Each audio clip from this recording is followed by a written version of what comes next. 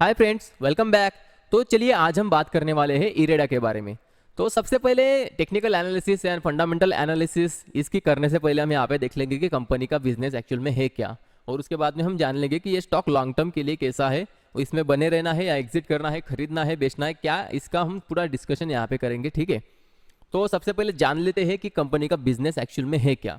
तो कंपनी का देखिए, आप सभी को यहाँ पे थोड़ा सा मिसअंडरस्टैंडिंग होगा कि इरेडा कंपनी जो है आपका रिन्यूएबल एनर्जी के ऊपर काम करती है, ऐसा आपने सुना होगा लोगों के मुंह से। तो कहीं ना कहीं इसकी वजह से ही यहाँ पे अंधाधुंध मतलब आप लोगों ने बाइंग करके रखी रखी होगी, लेकिन ऐसा बिल्कुल भी नहीं है। इरेडा कंपनी जो है ना, ये एक एनबीएफसी कंपनी है।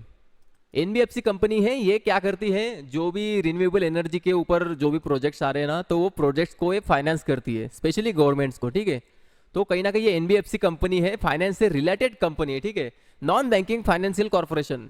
ठीक है, मतलब ये बैंक नहीं है, ये एनबीएफसी है।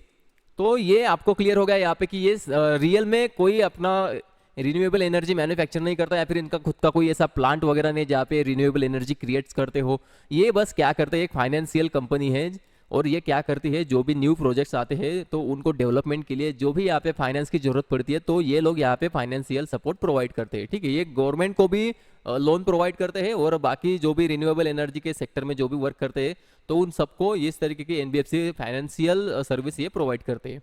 तो ओवरऑल इनका बिजनेस आपको अभी क्लियर हो चुका होगा कि ये कौन सी कैटेगरी में आती है। तो चलिए अभी हम थोड़ा बात कर लेते हैं इसके लिस्टिंग के बाद स्टॉक ने क्या किया। देखिए यहाँ पे लिस्टिंग इसकी लगभग हाल ही में हुई, ज़्यादा दिन नहीं हुए। ठीक है, 2023 में इसकी लिस्टिंग हुई थी, और अभी ज़्यादा से ज़्यादा कुछ 3-4 महीने हुए होंगे, इससे ज़्यादा नहीं। और देखिए स्टॉक ने जैसे ही लिस्ट किया, यहाँ पे कहीं 45 के आसपास में कहीं इसने लिस्ट किया था। ठीक है, एग्जैक्टली देख लेते हैं कहाँ पे, 49 के आसपास इसने, मतलब 50 के आसपास इसने स्टॉक लिस्ट हुआ। और उसके बाद में लिस्टिंग के बाद देख सकते हो आप, स्टॉक में काफ़ी अच्छी तेजी भी आई, अगेन कंसोलिडेशन, अगेन तेजी। और देखिए यहाँ पे क्या हुआ, यहाँ पे देख सकते हो आपकी स्टॉक आपका धीरे धीरे नीचे ही आ रहा है। अभी यहाँ पे एक अच्छी बात यह है कि स्टॉक जो है ना आपका, यहाँ पे देखिए इसके बाद में थोड़ा एग्रेसिवली नहीं आया, लेकिन यहाँ पे लोअर सर्किट लगा लगा के डाउन साइड आया था। 3-4 दिन जो है ना काफ़ी गंदे तरीके से लोअर सर्किट लगे थे, तो कहीं ना कहीं यहाँ पे मैनिपुलेशन तो हुई है स्टॉक में, ये तो मानना पड़ेगा, क्योंकि इतना अपसाइड जाने के बाद सीधा डायरेक्टली यहाँ पे लोअर सर्किट, ये एक्सपेक्टेड नहीं था। लेकिन अभी फिलहाल के लिए बात अच्छी ये है कि यहाँ पे देखिए डे टाइम फ्रेम पे यहाँ पे इसने सपोर्ट लिया हुआ है 120 के आसपास में, अच्छा खासा यहाँ पे हमें सपोर्ट देखने को मिल रहा है। और अगर आप as per the price action अगर बात करोगे, तो लगभग वहीं पे आपका पहले एक रेजिस्टेंस था, रेजिस्टेंस को तोड़ा और वापस यहाँ पे अभी सपोर्ट बना हुआ है। तो कहीं ना कहीं ये सपोर्ट वर्क करने के चांसेस यहाँ पे है, और हो भी सकता है कि यहाँ से अगर आप ऐसी एक ट्रेंड लाइन अगर अज्यूम करोगे इस तरीके की, तो वो ट्रेंड लाइन भी यही कहीं निकल के आती है। तो कहीं ना कहीं 120 जो है इस स्टॉक का काफी स्ट्रॉन्ग सपोर्ट निकल के आता है as per the technical price action. ठीक है, फंडामेंटली अभी हमने डिस्कशन नहीं किया कि कंपनी फंडामेंटली कैसी है क्या नहीं, वो हम बाद में डिस्कशन कर लेंगे। पहले हम टेक्निकली यहाँ पे देख लेते हैं कि किस तरीके का यहाँ पे प्राइस एक्शन बन रहा है। तो प्राइस एक्शन के हिसाब से 120 इसका काफी स्ट्रॉन्ग सपोर्ट है, तो यहाँ पे बेचने की सलाह बिल्कुल भी नहीं रहेगी। अगर आपके पास है तो मैं तो यही सजेशन दूंगा कि आप थोड़ा रुकिए। अगर आपने टॉप पे भी अगर स्टॉक को खरीद लिया है तो थोड़ा सा रुक जाइए, क्योंकि यहाँ पे इसके रिजल्ट्स भी आएंगे नेक्स्ट मंथ में, तो हो सकता है कि थोड़ा सा यहाँ पे हमें बाउंस देखने को मिले। अगर आपको ये स्टॉक अच्छा नहीं लगता है, आपको एग्जिट करना है, तो ये स्टॉक आपको मेरे हिसाब से एक मौका जरूर देगा। ऐसा नहीं कि ये अभी डाउन साइड आ गया तो अपसाइड कभी जाएगा नहीं, ऐसा बिल्कुल भी नहीं है। क्योंकि आपको पता है इनके पास जो इनका बिजनेस मॉडल है ना, तो इसके हिसाब से अगर देखोगे तो इनको अच्छा बिजनेस आने वाले दिनों में मिल सकता है। क्योंकि इन अपना रिन्यूएबल एनर्जी के ऊपर सरकार भी बहुत काम कर रही है, तो कहीं ना कहीं अभी नए प्रोजेक्ट्स काफ़ी सारे आने के यहाँ पे बाकी है। तो कहीं ना कहीं ये इनको फाइनेंस अगर करेगी, तो जितना इनका यहाँ पे सेल्स होगा ना, उतना ज़्यादा इनको प्रॉफिट होगा। तो कहीं ना कहीं बिजनेस तो इनके पास है, ऐसा नहीं कि बिजनेस नहीं है। बस प्रॉब्लम यहाँ पे क्या है कि लिस्टिंग होने के बाद ये स्टॉक लगभग 4x हो चुका था। ठीक है, और अभी क्या है, अपने हाई से लगभग 50% के आसपास में ये करेक्ट हो चुका है। तो अच्छा, यहाँ पे सेल करने का मैं बिल्कुल भी आपको रिकमेंड नहीं करूंगा। ठीक है, आपका हार्ड अर्न मनी है, ऐसे ही यहाँ पे मतलब ये इस लेवल पे सेल करके यहाँ से अगर बाउंस हो गया तो काफ़ी ज़्यादा आपको तकलीफ होगी। उससे अच्छा है कि बने रहिए यहाँ पे, थोड़ा सा वेट कीजिए। अभी क्या है, नेक्स्ट मंथ में रिजल्ट्स आएंगे, तो रिजल्ट्स के बाद देखना है आपको क्या करना है स्टॉक में। अगर रिजल्ट्स अच्छे आते हैं तो आप बने रह सकते हो। बाकी यहाँ पे थोड़ा सा हम बात कर लेंगे इसका फंडामेंटल अभी क्या है। ठीक है, ये तो हो गया आपका टेक्निकली अभी यहाँ पे आ चुका है अच्छे खासे सपोर्ट के पास में, 120 इसका सपोर्ट है।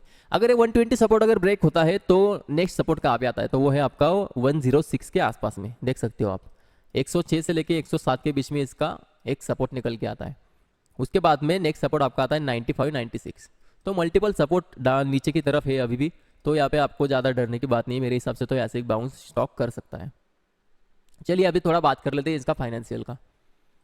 तो देखिए इसकी जो मार्केट कैप है 34,605 करोड़ की इसकी मार्केट कैप है। तो ये मिड कैप स्टॉक है, मतलब यहाँ पे पेनी स्टॉक वगैरह नहीं है या फिर काफ़ी ज़्यादा स्मॉल कैप वगैरह नहीं है। तो कहीं ना कहीं आप मार्केट कैप के हिसाब से यहाँ पे सेफ हो।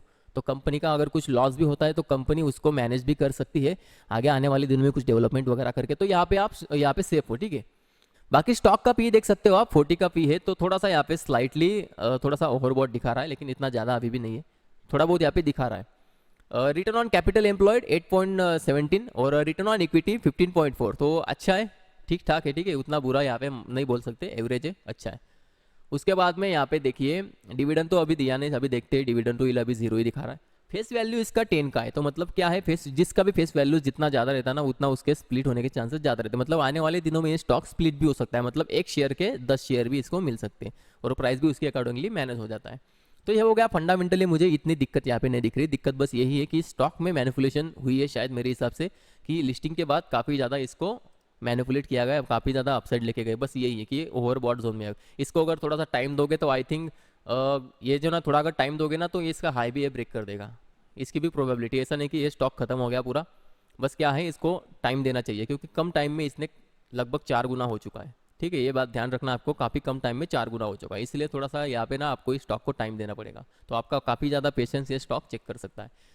तो चलिए अभी इनकी बात कर लेते हैं हम current ratio and quick ratio की। तो करंट रेशो क्विक रेशो दोनों भी इनका सेम है 1.59। अभी आपको पता है जिस भी स्टॉक का करंट रेशो क्विक रेशो 1 से ऊपर रहता है तो वो कंपनी के लिए अच्छा रहता है। क्यों अच्छा रहता है? क्योंकि ये दर्शाता है कि इनके पास एसेट्स ज़्यादा है, लाइबिलिटीज कम है, ठीक है। मतलब as compare to assets liabilities जो है वो कम है, तो ये कंपनी के लिए अच्छा रहता है। तो ये कंपनी के लिए अच्छा माना जाता है 1 से ऊपर का current ratio and quick ratio रहना, ठीक है। अभी बात कर लेते हैं हम इसके रिवेन्यू के बारे में। देखिए इनका जो रिवेन्यू है ना, इनका जो रिवेन्यू है 2019 से देखिए बढ़ता ही जा रहा है, ठीक है। तो ईयर ऑन ईयर यहाँ पे हमें अप ट्रेंड देखने को मिल रहा है इनके रिवेन्यू में। तो ईयर ऑन ईयर इंक्रीमेंट दिख रहा है यहाँ पे। उसके बाद में आ जाती है इनका नेट प्रॉफिट। देखिए यहाँ पे नेट प्रॉफिट भी इनका बढ़ रहा है, ईयर ऑन ईयर अच्छा खासा इनका नेट प्रॉफिट बढ़ रहा है। और लगभग 2019 से अगर आप कंपेयर करोगे तो नेट प्रॉफिट इनका लगभग 4 गुना हो चुका है, लगभग 4 गुना, मतलब 3.5 से 4 गुना इनका नेट प्रॉफिट हो चुका है। और रिवेन्यू कितना था? रिवेन्यू 2020 था और 3481, मतलब रिवेन्यू यहाँ पे लगभग 1.5 गुना बढ़ा है, दुगना नहीं हुआ है, दुगने को थोड़ा कम है, 1.5 गुने से थोड़ा ज़्यादा है। लेकिन अगर आप रिवेन्यू की बात करें तो रिवेन्यू इनका ज़्यादा है, सॉरी नेट प्रॉफिट इनका लगभग 4 गुना हो चुका है। तो कहीं ना कहीं ये अच्छी बात है, कंपनी अच्छे डेवलपमेंट्स कर रही है, तो यहाँ पे कोई दिक्कत वाली वैसी बात नहीं है। अर्निंग पर शेयर यहाँ पे इनका गिरा हुआ है, अभी ये काफ़ी इंटरेस्टिंग है। यहाँ पे 2022 में अर्निंग पर शेयर इनका 8 के आसपास था और डायरेक्टली देखिए यहाँ पे 50% के आसपास यहाँ पे हमें ड्रॉप देखने को मिला अर्निंग पर शेयर में। तो ये थोड़ा निगेटिव है। अभी ईपीएस क्यों गिरा, इसके पीछे का रीज़न हम फाइंड आउट करके आपको इसके ऊपर डेडिकेटेड वीडियो जरूर बनाएंगे, पर अभी के लिए हमें यहाँ पे थोड़ा सा निगेटिव दिख रहा है। अगर कुछ रीज़न हो, जेन्युइन रीज़न, तो ये हम स्किप कर सकते हैं। बाकी आगे देखते हैं बुक वैल्यू पर शेयर। यहाँ पे थोड़ा सा ज़्यादा यहाँ पे कुछ उठक पटक हमें नहीं दिख रहा है, थोड़ा बहुत कॉन्स्टेंट ही दिख रहा है। लास्ट क्वार्टर से अगर आप कंपेयर करोगे तो थोड़ा इंक्रीमेंट भी हुआ है।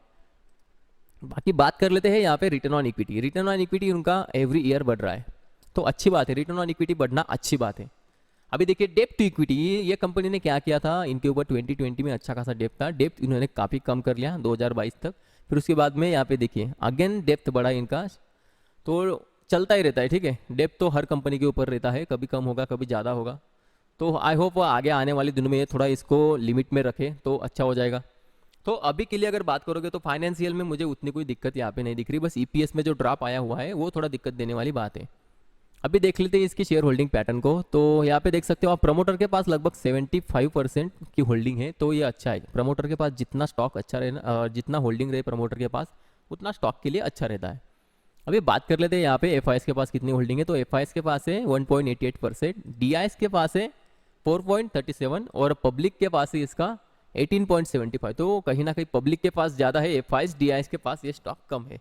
तो आने वाले दिनों में शायद अगर एफआईएस अगर खरीदना शुरू करे तो यहाँ पे हमें थोड़ा प्राइस में मोमेंट देखने को मिल सकता है। अभी पब्लिक के पास ये स्टॉक ज़्यादा है तो इस कारण एक पैनिक मोमेंट भी हमें क्रिएट हो सकता है यहाँ पे, क्योंकि अगर एक यहाँ पे कुछ सपोर्ट लेवल अगर टूट गया तो यहाँ पे हम पैनिक में सेलिंग भी देख सकते हैं, क्योंकि पब्लिक के पास ज़्यादा है। बाकी अदर्स का यहाँ पे कुछ नहीं है, ठीक है। तो ओवरऑल शेयर होल्डिंग पैटर्न देखें तो प्रमोटर के पास अच्छा खासा है, बस एक इतना यहाँ पे नेगेटिव थोड़ा हम बोल सकते हैं कि पब्लिक के पास ज़्यादा है। तो यहाँ पे कभी भी पैनिक माहौल अगर कुछ नेगेटिव न्यूज़ आती है तो यहाँ पे पैनिक काफ़ी ज़्यादा क्रिएट हो सकता है, क्योंकि पब्लिक के पास शेयर होल्डिंग इसकी ज़्यादा है। तो ओवरऑल अगर आप बात करोगे तो ठीक ठाक है, इसके फंडामेंटल्स उतना यहाँ पे दिक्कत वाली बात नहीं है। बस अर्निंग पर शेयर का मैंने आपको बोला, बस एक ही वो थोड़ा सा पॉइंट है जिसके ऊपर मैं थोड़ा रिसर्च करके आपको बता दूंगा कि यहाँ पे एक्चुअल में हुआ क्या था, इतना ड्रॉप क्यों आया। बाकी बात करें आपकी टेक्निकल वगैरह सब अगर बात करोगे तो अगर आप यहाँ पे भी लेके फंसे हुए हो तो थोड़ा सा मेरे हिसाब से तो वेट करना आपको अच्छा रहेगा, क्योंकि यहाँ पे आप लॉस बुक करके क्या ही करोगे, क्योंकि 120 पे इसका अच्छा खासा सपोर्ट भी निकल के आता है और यहाँ पे इसने इंडिकेशन भी दिया है कि सपोर्ट भी लिया हुआ है। अगर आपको डर लग रहा है तो आप यहाँ पे ऐसे लगा के छोड़ सकते हो, लेकिन यहाँ पे देखिए नीचे ना थोड़ा मल्टीपल सपोर्ट है, मल्टीपल सपोर्ट यहाँ पे निकल के आते हैं, तो कहीं भी ये स्टॉक सपोर्ट लेके यहाँ से बाउंस करने के चांसेस ज़्यादा है। तो बेचने की थोड़े जल्दी मत करो, थोड़ा और रुको। तो यहाँ पे जो क्वार्टरली रिजल्ट्स आने वाले हैं तो वो देख के अपना जजमेंट लो। बाकी मेरे हिसाब से तो कंपनी के पास बिजनेस अच्छा है, आने वाले दिनों में कंपनी कमाल भी कर सकती है, वैसा कोई यहाँ पे इशू नहीं है, ठीक है। तो वीडियो अच्छी लगी हो तो प्लीज़ लाइक करिए और चैनल को सब्सक्राइब ज़रूर करिए ताकि आपसे कोई वीडियो मिस ना हो। तो आज के लिए बस इतना ही, मिलते हैं नेक्स्ट वीडियो में।